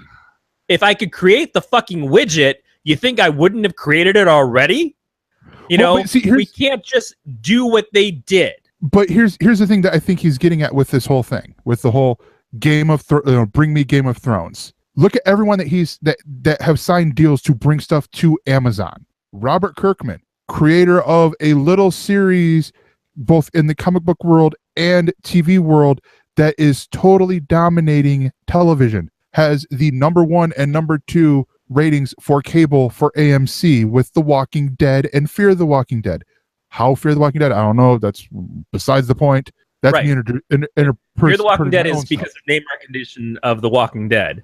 And look at Kirkman's other properties and see how any of them have done in comparison to the one hit. The other part, Outcast is a hit over at what is it, Cinemax? It's done okay. It's certainly done okay. I enjoyed the first episode, but he's signed on here to create more stuff. Yeah. You've got and when he has his second Walking Dead, I'll be impressed. Yeah. But still, I mean, he's getting. It's kind of like the Mark Miller thing. It's like, oh great, we signed Mark Miller. You mean the guy whose properties are spread out like the fucking Big Bang? All right, sure. What'd you get? Scraps? But no, what I'm saying here is he's gotten a whole bunch of people. I mean, he's got, Fred Armisen, Seth Rogen. Yeah, they're all very good, talented people in their own rights. Absolutely. And every one of them may make excellent shows, or any one of them might make an okay show that still gets popular, or they might make crap. You don't know. You never know. And it could be, in some cases, it could be Breaking Bad that is a very slow build to a great show. And so if it's a slow build to be a great show that suddenly becomes the giant hit, is Amazon going to give it the time to gestate and reach its full potential? Or are they going to say, well, this didn't perform like we wanted to at Game of Thrones level, so chuck it, move on to the next thing? Yeah. I don't know. I don't think we're going to solve this today. No, we're absolutely not. Yeah. And props to the guy for trying to get creators involved and absolutely. I still say your dicks for pitching the service and then having so much stuff that is still behind a fucking paywall. But I don't give a fuck because I'm not buying. I am. It's one of those. I look at stuff in the quality, but over the a little bit over the convenience. When it comes to I still need to finish Star Trek Beyond, but I think I'm going to do it in 4K just to see how it looks. Because I started it on Hulu and I'm like, let's go away from Hulu. And plus, I did the whole $100 set it, forget it thing. But that is going to do it for the show this week. Real quick before we go, if you have any comments you want to leave us, you can send them to mail@elsenerds.com, or you can leave us a voicemail at 805-328-3966. And you can follow our shows on the social networks all over at ElseNerds. Just search for ElseNerds wherever the social platform will be, and we might be there because we're not on Elo. Because who has time? Weird thing, I'm getting emails from people who are on Elo. I'm like, who the fuck is on Elo? Sorry, Sidejag. And you can find the network on all these social networks, Facebook, Twitter, all that, at Galactic Netcasts. You can find the producers. Beatmaster's at Beatmaster80. Evan is at Mr_Fusion. You can find me at that Gregor. Sean at SBurnsPA. Corey, where can people see the comics that you do with Levi? With one Levi? Oh, you can find them on Amazon. Oh, wait, no, I'm kidding. You can't. You probably have to pay for them. I mean, if you want to read them for free, you can go to don'taskcomics.com. And the final thing to be said is this has been a Don't Tell Glenn production. We will see you next week. Or else Z will get canceled. Again.